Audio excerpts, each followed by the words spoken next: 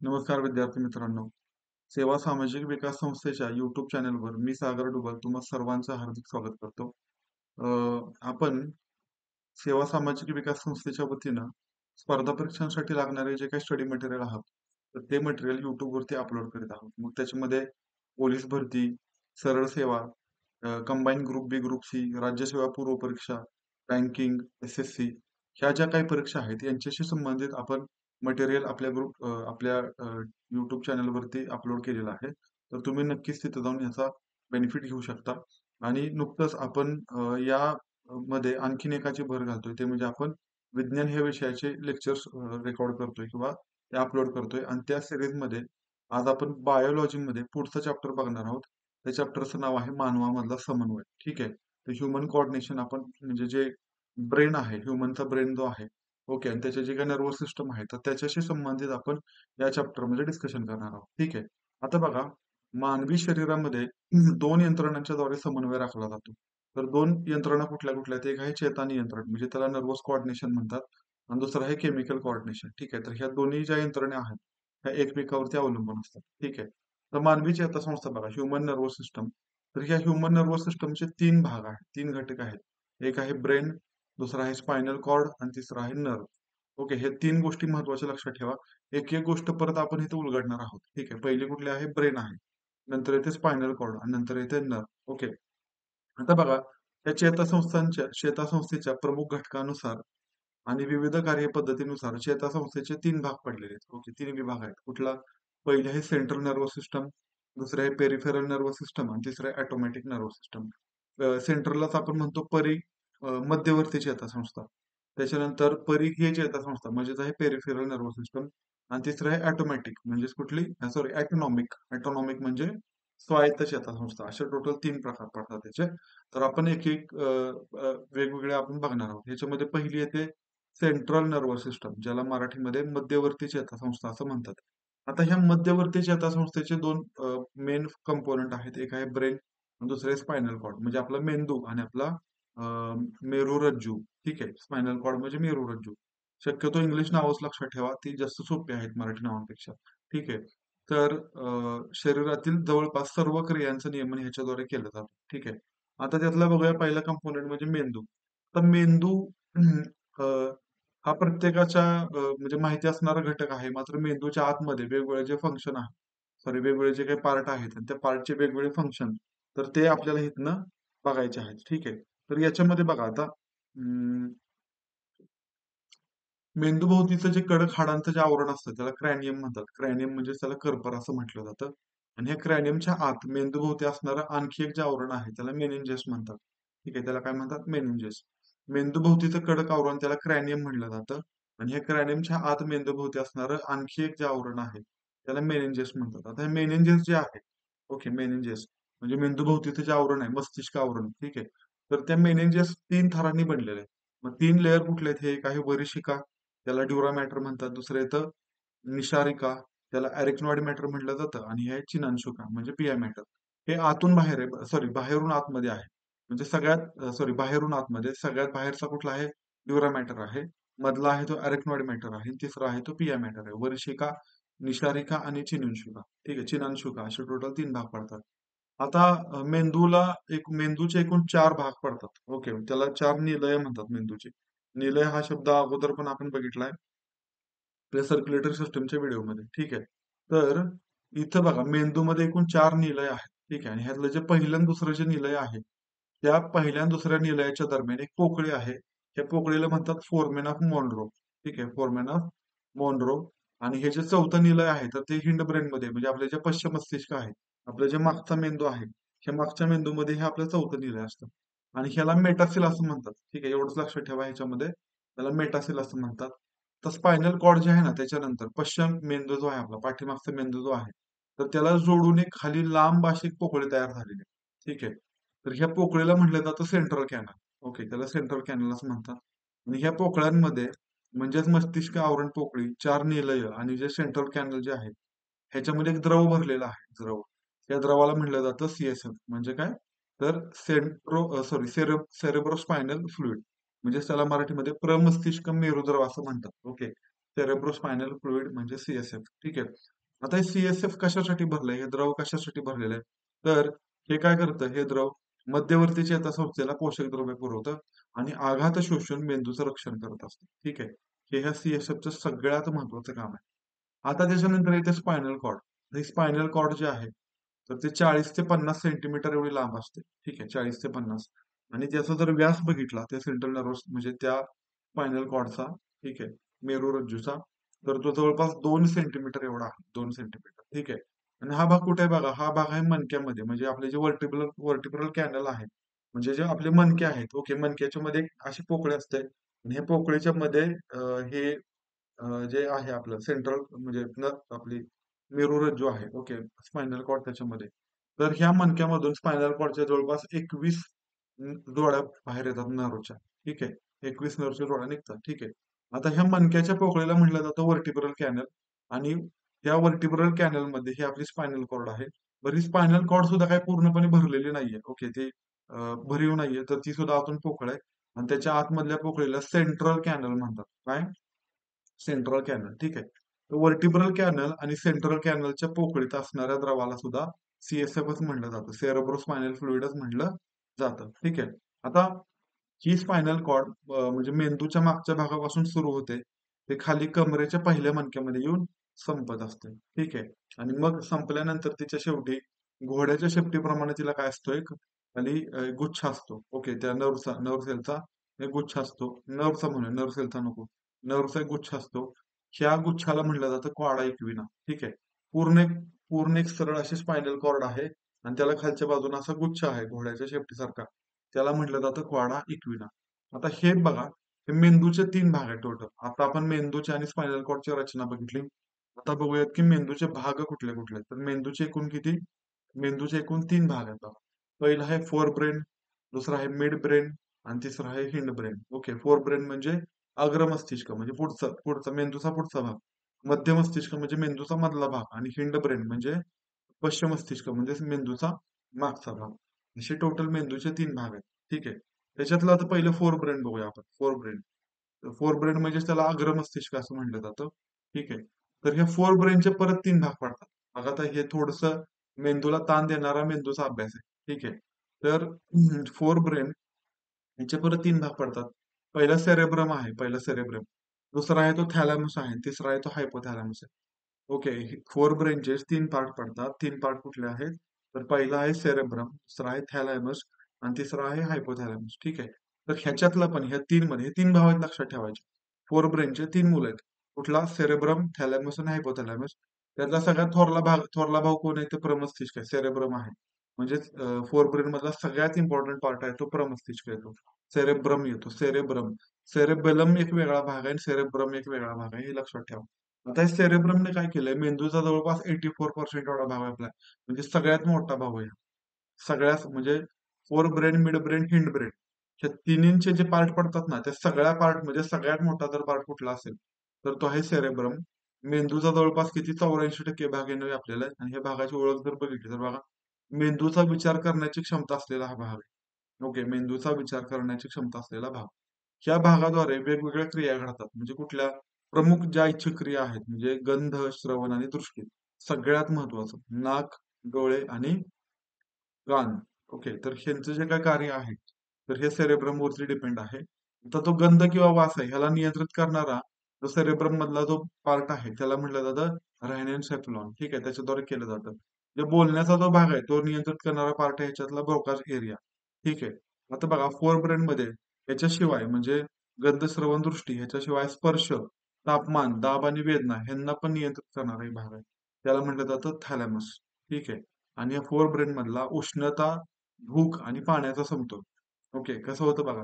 उष्णता म्हणजे पोटामध्ये आग पडणे म्हणजे उष्णता लक्षात ठेवायची. मग पोटात आग पडणे म्हणजे काय? भूक. ओके, मग भूक लागली की आपण जेवतो. जेवण झाल्यावर पितो पाणी.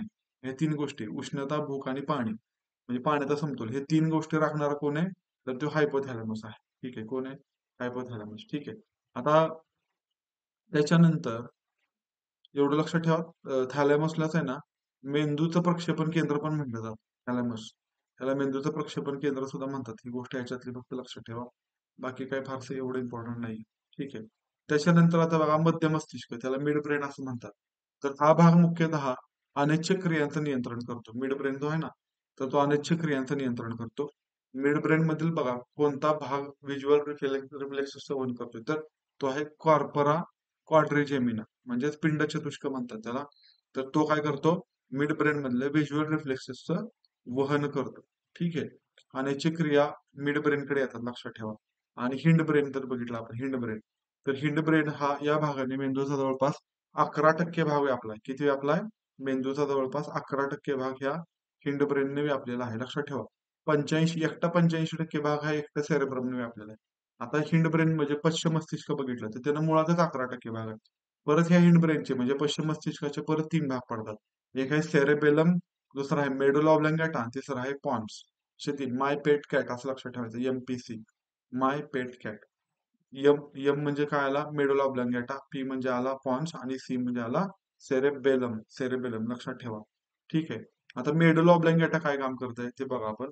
मेडुला ऑब्लॉंगेटा जो आहे हार्ट रेट, ब्लड प्रेशर आणि ब्रीदिंग, म्हणजे आपण जे श्वास घेतो त्याच्यानंतर आपला जो रक्तदाब आहे तो, आणि जो रक्त म्हणजे ह्याचा हृदयाचा जो दर आहे, ठोके, लबडब, ठीक आहे, तर ते कंट्रोल करणारा पार्ट आहे ह्याच्यातला मेडुला ऑब्लॉंगेटा.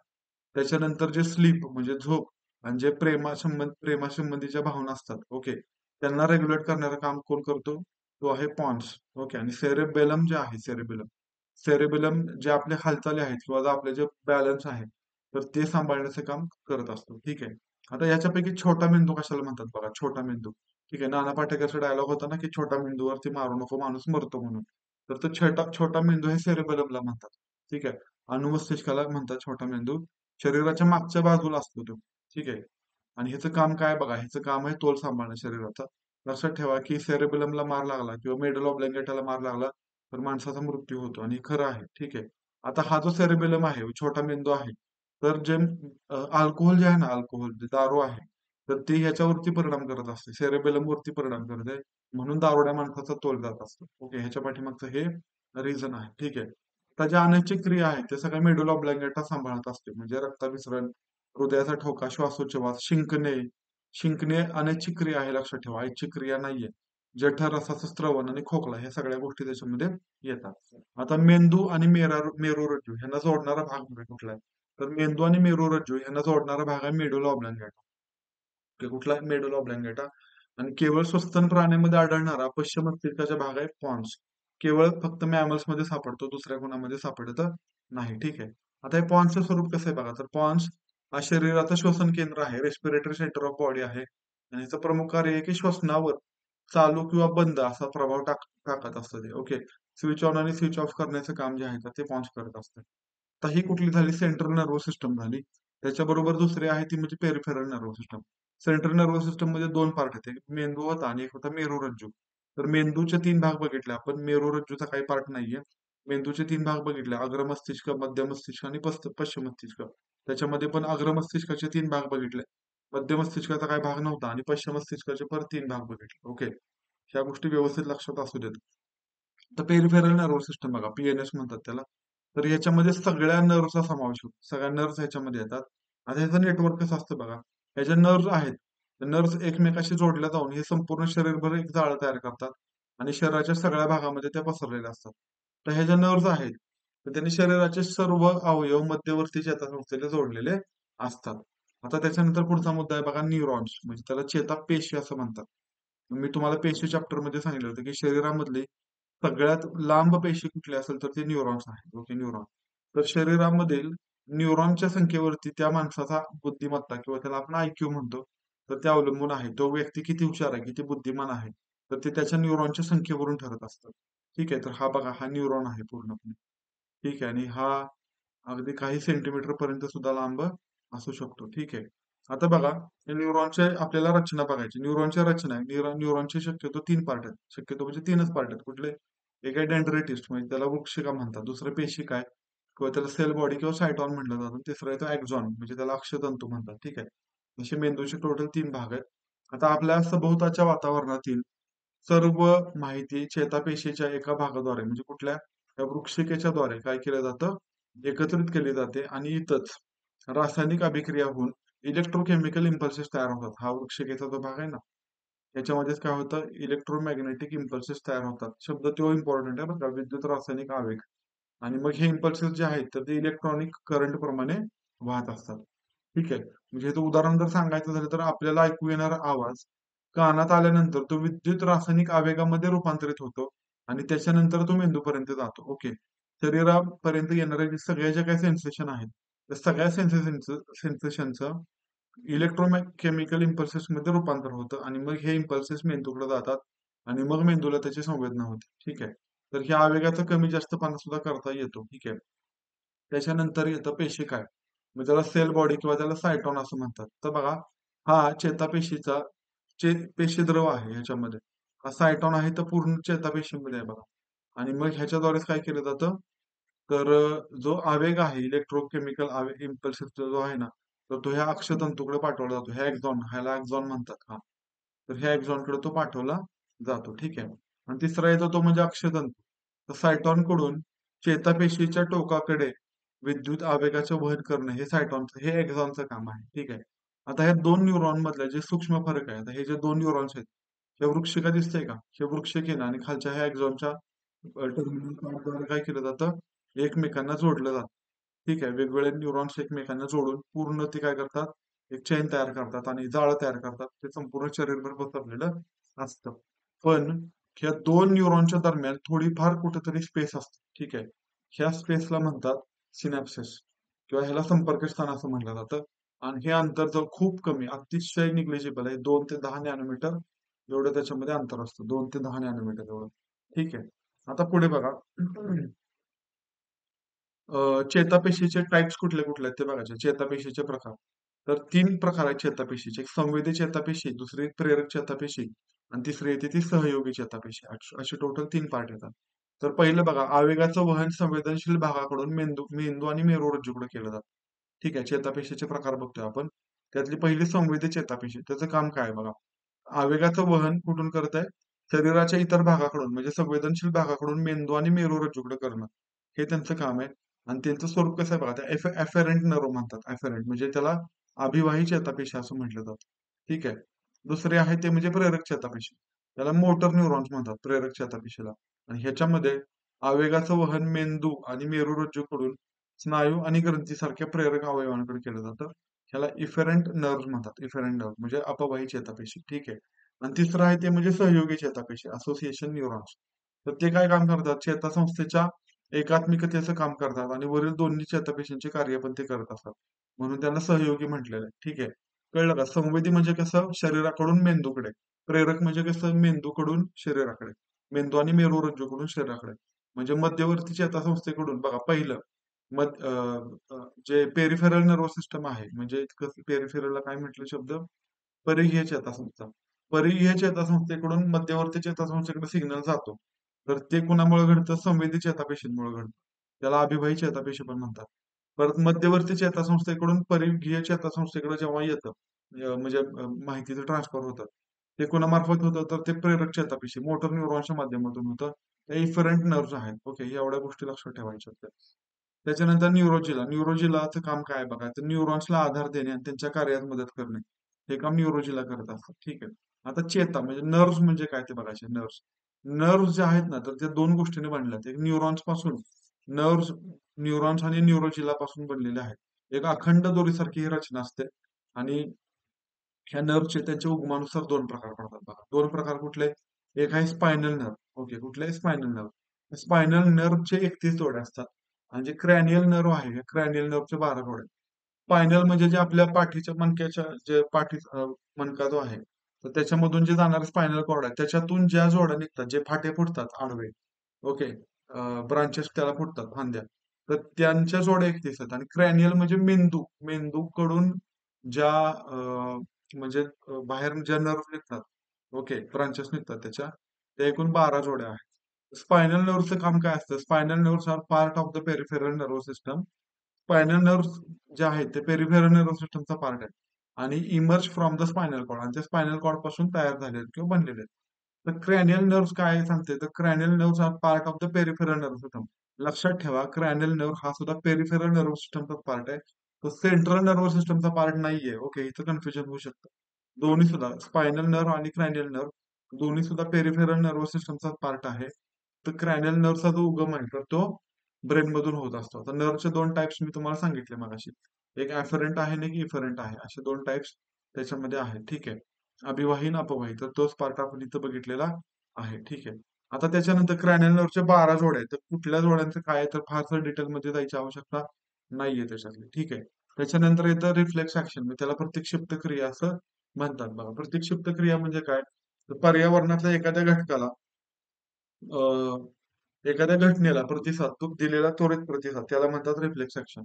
पर्यावरणात समजा एखाद्या ठिकाणी आग लागली तर आग लागल्यावरती समजा चटका बसला की आपण लगेच हात मागे घेतो. ठीक आहे. म्हणजे हा काय दिलेला असतो पर्यावरणात घडणाऱ्या घटनांना त्वरित दिलेला प्रतिसाद असतो. ठीक आहे. तर प्रतिक्षिप्त क्रियेचा मार्ग कसा आहे बघा. तर तो मार्ग कुठे असतो तर त्याचा स्पायनल कॉर्ड मध्ये असतो. म्हणजे शरीरातील नर्व मेंदूला आवेग पाठवण्यापूर्वी काय करतात पहिल्यांदा स्पायनल कॉर्ड मध्ये कोणत्याही स्वरूपामध्ये एकत्र येतात. म्हणून जरी संकेत मेंदूमध्ये पोहोचत असला तरी सुद्धा प्रतिक्षिप्त क्रियेचा मार्ग जो आहे तो स्पायनल कॉर्ड मध्येच असतो. म्हणजे फॉर एक्झाम्पल एखाद्या ठिकाणी काय समजा तव्यावरती गरम एकदम तापलेल्या तव्यावरती हात ठेवला. ठीक आहे. तर आपण हात काय करतो चटकन मागे घेतो. पण मग हे कशामुळे घडतं? तर हे पेरिफेरल नर्वस सिस्टम मुळे घडत असतं. म्हणजे कसं? तर पेरिफेरल नर्वस सिस्टमकडे सिग्नल जातो. जे इलेक्ट्रोकेमिकल इम्पल्सेस आहेत त्याच्या थ्रू.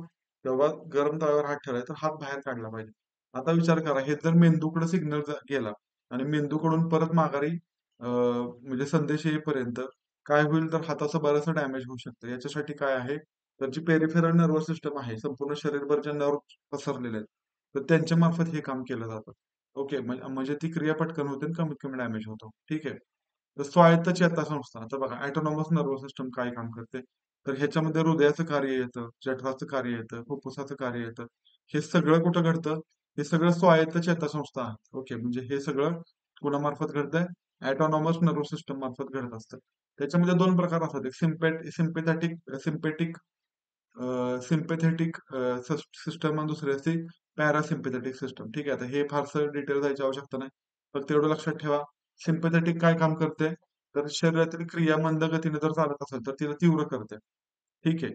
म्हणजे मंद गतीने चालत असेल तर तीव्र करणे म्हणजे काय तर शरीरातील विविध प्रकारचे स्त्रावणे. मंद गतीने जर ते स्रावत असेल तर त्यांना काय करते ते फास्ट करते. आणि पॅरासिम्पॅथेटिक बरोबर उलट काम करते. ज्या क्रिया वेगाने चालल्यात त्यांना मंद करते. म्हणजे उदाहरणार्थ कसं खूप जोरात धावल्यानंतर वेगानं वाढलेले जे हृदयाचे ठोके आहेत तर ते कमी होतात. ठीक आहे. आता एवढं लक्षात ठेवा फक्त की सिम्पॅथेटिक जे आहे ते हळू काम जोरात करते. ओके. म्हणून त्याला काय म्हणतो आपण फाईट ऑर फ्लाइट सिस्टम म्हणतो. ठीक आहे. Fight or flight. आणि जी पॅरासिम्पॅथेटिक आहे ती क्रिया मंद करण्याचं काम करते. तिला rest or digest or feed and breed. Okay. असं म्हटलं जातं. तिचं वर्णन केलं जातं. फारसं इम्पॉर्टंट नाहीये ह्याच्यामध्ये. हा हे आजार बघा हे आजारावर प्रश्न येतो. आजाराचं नाव आहे हंटिंग्टन्स कोरिया. हंटिंग्टन्स कोरिया म्हणजे काय आहे तर निश्चित नाच अनिश्चित सॉरी अनैच्छिक नाचण्यासारख्या हालचाली ह्याच्यामध्ये होतात आणि अतिविस्राळूपणा येतो ह्याच्यामध्ये डिमेन्शिया म्हणतात त्याला अतिविस्राळूपणाला. ठीक आहे. ह्या आजाराचं प्रमुख कारण काय आहे तर जनुकीय बदल होतात. जनुकीय बदल असतो आणि वयाच्या तिशीनंतरच म्हणजे तिशीनंतर ह्या प्रकारचा आजार दिसतो. हंटिंग्टन्स कोरिया. दुसरं येतो अल्झायमर्स डिसीज. अल्झायमर मध्ये काय होतं तर स्मृतिभ्रंश होतो आणि संभ्रमावस्था येते आणि वागणुकीमध्ये काय अयोग्य बदल घडून येतात. आता हे कधी होतं? तर मेंदूमध्ये विशिष्ट प्रकारचं ताऊ प्रोटीन असतं. त्यांचं संचयन झालं तर मेंदूमध्ये आणि मग डोपामाइन जे आहे तर ह्या डोपामाइन नावाचं जे न्यूरोट्रान्समीटर आहे तर त्याच्या कमतरतेमुळे सुद्धा असं घडतं. ठीक आहे. त्याच्यानंतर पार्किन्सन्स डिसीज. तर पार्किन्सन्स डिसीज हा कसला आहे? स्नायूंचा कंप होतो. ओके. म्हणजे हात असे थरथरतात. हालचालींमध्ये कमी समन्वय होतो आणि चेहऱ्यावरून हावभाव नाहीसे होत असतात. ठीक आहे. ते पार्किन्सन्स मध्ये घडतं. काही कारणास्तव चेतापेशींच्या ऱ्हासामुळे मेंदूतील चेतापारेषक जे आहेत म्हणजे न्यूरोट्रान्समीटर जे आहेत त्यांची कमतरता आहे म्हणजे डोपामिन सारखं आणि डोपामिन ही चेतापारेषकाची कमतरता त्याच्यामुळे पण पार्किन्सन्स डिसीज होतो आणि नंतर आहे मेनिंजायटिस. आता मेनिंजायटिस काय काम करतं तर म्हणजे मेनिंजायटिस मध्ये काय होतं तर प्रमस्तिष्क आवरणाचा दाह होतो. मेनिंजेस म्हणजे मेंदूभोवतीचं जे आवरण आहे तर त्या आवरणाचा दाह व्हायला लागतो आणि मग ह्याचं प्रमुख कारण काय तर काही इन्फेक्शन आहे म्हणजे कुठले बॅक्टेरिया आहेत काय मेनिंगोकोकल बॅक्टेरिया आहे किंवा स्ट्रेप्टोकोकस नावाचा बॅक्टेरिया आहे. तर ह्यांच्यामुळे हे मेनिंजायटिस होत असतं. ठीक आहे. तर इथं आपला हा जो पार्ट आहे मेंदूचा तर हा पार्ट संपलेला आहे. फक्त काही महत्वाचे पॉइंट फक्त लक्षात ठेवा ह्यातले. तर मेंदूची प्रमुख वैशिष्ट्य काय बघा, मेंदूचं सगळ्यात महत्वाचं वैशिष्ट्य की मेंदू सर्व अवयवांना जरी संवेदना देत असला तरी स्वतः तो कसा असतो, स्वतः तो संवेदनशील नसतो, म्हणजे असंवेदनशील असतो. ठीक आहे. चेतापेशींची महत्वाची वैशिष्ट्य काय आहेत बघा. तर मानवी शरीरातली सगळ्यात लांब पेशी आहे चेतापेशी. कशी आहे? सगळ्यात लांब पेशी. आणि मानवाच्या जन्मापिढीत जेवढ्या चेतापेशी असतात, तेवढ्याच आयुष्यभर त्याच्यामध्ये राहतात. ठीक आहे. त्याच्यापेक्षा जास्त त्या वाढत नाहीत. आणि जन्मानंतर त्यांच्यामध्ये वाढ होत नाही. फक्त त्यांचा आकार वाढत असतो. ठीक आहे. आता बघा, मानवी मेंदूमधील चेतापेशींची संख्या बघा किती आहे, संख्या. तर लक्षात ठेवा, मेंदूच्या डाव्या गोलार्धात उजव्या गोलार्धापेक्षा जवळपास 1860 लाख एवढ्या जास्त पेशी आहेत. कुठं? उजव्या गोलार्धापेक्षा डाव्या गोलार्धामध्ये जास्त पेशी आहेत. ठीक आहे. मेंदूतून दर मिनिटाला जवळपास आहे ना 750 ते 1000 ml एवढं रक्त वाहत असतं. किती? 750 ते 1000 ml. आणि मेंदू ऑक्सिजन शिवाय जवळपास 4 ते 6 मिनिटांपर्यंत जिवंत राहू शकतो. किती? 4 ते 6 मिनिटांपर्यंत. ठीक आहे. आता या चेतासंस्थेचं कार्यात्मक आणि रचनात्मक एकक काय काय आहे बघा. तर त्या चेतापेशी, त्याला न्यूरॉन्स असं म्हणतात. चेतासंस्थेचं कार्यात्मक आणि रचनात्मक एकक ते आहे न्यूरॉन्स. आणि मानवी मेंदूचं सरासरी वजन किती आहे बघा. सरासरी वजन आहे जवळपास 1300 ते 1400 ग्रॅम आहे. 1300 ते 1400 ग्रॅम. ठीक आहे. अल्बर्ट आइन्स्टाईनच्या मेंदूच्या वजन जर बघितलं तर ते जवळपास 1230 ग्रॅम होतं. 1230 म्हणजे मेंदूचं वजन कमी होतं. लक्षात ठेवा. म्हणजे जे बुद्धिमत्ता जे आहे किंवा जे आयक्यू माणसाचा जास्त असतो तर ते कशामुळे, तर ते मेंदूवरती जे काही लोब्स तयार होतात, छोट्या छोट्या जे काही बळकट्या तयार होतात, ओके, तर त्याच्यामुळे ते ऍक्च्युली जास्त म्हणजे आयक्यू असतो किंवा ते जास्त न्यूरॉनची कनेक्टिव्हिटी असते त्याच्यामध्ये. ठीक आहे. तर साधारणपणे मेंदूची डावी बाजू जी आहे तर ती संभाषण, लिखाण आणि तर्कसंगत विचार ह्या गोष्टी ना कंट्रोल करते. म्हणजे मेंदूची जी डावी बाजू आहे तर ती शरीराचा उजवा भाग कंट्रोल करते आणि उजवा भाग, मेंदूचा उजवा भाग हा शरीराची डावी बाजू नियंत्रित करतो. ठीक आहे. मग मेंदूची जी उजवी बाजू आहे तर ती कला क्षमता ह्या गोष्टींचं नियंत्रण करत असते. डावी बाजू कुठलं करते? संभाषण, लिखाण आणि लॉजिकल थिंकिंग. आणि उजवी बाजू कुठली करते? तर कला क्षमता विकसित करते किंवा त्या बाजूचं नियंत्रण करत असते. आता शॉर्ट टर्म मेमरी म्हणतो आपण, short term memory, Ghajini type short term memory. तर ती 30 सेकंदापर्यंत असते. ठीक आहे. किती? 30 सेकंदापर्यंत. उदाहरणार्थ एखाद्याचा फोन नंबर आहे. तर तो काही काळच आपल्या लक्षात राहतो, नंतर आपण तो विसरतो. 30 सेकंदापर्यंत आपल्या लक्षात तो राहू शकतो. ठीक आहे. त्याच्यानंतर बघा, अमिबा सारखे जे काही एकपेशीय प्रोटोझोआ आहेत, ह्यांच्यामध्ये चेतासंस्था आढळत नाही. त्यांच्यामध्ये चेतासंस्था नसते. ठीक आहे. बघा, काहींची चेतासंस्था, काही प्राण्यांमधली जी चेतासंस्था आहे ती अगदीच कशी प्राथमिक अवस्थेमध्ये आहे. प्राथमिक, ओके. म्हणजे सिलेंट्राटा वर्गातले जे हायड्रा सारखे जे जीव आहेत त्यांच्यामध्ये ती एकदम प्रायमरी लेवलची असल्यासारखी आढळते. ठीक आहे. परत काही प्राण्यांमध्ये काय होतं, ती त्या चेतापेशी एकत्र येऊन त्याचा एक पुंज तयार होतो. ठीक आहे. एक बंच तयार होतो. मग हे अॅनिलिडा सारखे जे प्राणी आहेत, गांडूळ वर्गात म्हणजे गांडूळ सारखे जे प्राणी आहेत अॅनिलिडा वर्गातले, तर त्यांच्यामध्ये अशा पद्धतीची रचना आपल्याला दिसून येते. ठीक आहे. तर त्यांच्यामध्ये पुंजाच्या जोडणीतून मण्यांच्या माळ्यासारखं दिसणारं एक चेतारोज्य तयार होतं. म्हणजे गांडूळ असा वरून जरी बघितला तर सुद्धा त्याच्यामध्ये आपल्याला एक अशी छोटीशी बारीक केसासारखी लाईन गेलेली दिसते. तर ते म्हणजे त्याच्यामधला तो चेतारोज आहे त्यांचा. ठीक आहे. तर मानवी मेंदूच्या कार्याचं एकक बघा, मानवी मेंदूच्या कार्याचं एकक. तर मानवी मेंदूच्या कार्याचं एकक आहे त्याचा आयक्यू. ठीक आहे, आयक्यू. तर सामान्य व्यक्तीचा जर आयक्यू बघितला तर तो किती आहे? जवळपास 100 आहे. 100. ठीक आहे. आणि इंटेलिजन्स म्हणजे काय? म्हणजे ज्याला बुद्धिमान म्हणतो. तर जे 140च्या वर ज्यांचा आयक्यू असतो, 140च्या वर, तर त्यांना इंटेलिजन्स किंवा त्याला बुद्धिमत्ता किंवा बुद्धिमान लोक असं म्हणलं जातं. आयक्यू किती पाहिजे? 140च्या वर असला पाहिजे. आणि सामान्य व्यक्तीचा किती असतो? 100 पर्यंत आयक्यू असतो. ठीक आहे. म्हणजे मानसिकदृष्ट्या दुर्बल असतात. मानसिकदृष्ट्या दुर्बल त्यांचा आयक्यू किती असतो? 70 किंवा त्याच्यापेक्षा कमी असतो. ठीक आहे. आता बघा, मेंदूला जे रक्त पुरवठा करणारी जी धमनी आहे त्याला कॅरोटिड आर्टरी म्हणतात. त्याला काय म्हणतात? Carotid artery. ठीक आहे. फक्त मला तुम्हाला एवढा एक लिम्बिक सिस्टम फक्त याच्यातलं सांगायचं राहिलंय. ते थोडासा इम्पॉर्टंट पार्ट आहे. तर बघा, the adjective limbic describes a brain system that is largely responsible for regulating emotions. म्हणजे मेंदूचा जो लिम्बिटिक सिस्टमचा जो पार्ट आहे तो काय करतो? ज्या भावभावना आहेत त्यांचं नियंत्रण करत असतो. ठीक आहे. तर the limbic system is also where we form a lot of our memories. म्हणजे मेंदूचा जो असा भाग आहे की ज्याच्यामध्ये काय होतात, आपल्या ज्या आठवणी आहेत तर त्या आठवणी साठवल्या जातात. ठीक आहे. आपल्या मेमरीज त्याच्यामध्ये स्टोअर होतात. The limbic derives from the Latin limbus. Or edge. Okay, limbic system मधला लिम्बिक हा जो शब्द आहे ना, तो लॅटिन शब्द लिंबस पासून आलेला आहे किंवा त्याचा अर्थ होतो एज. एज म्हणजे कडा.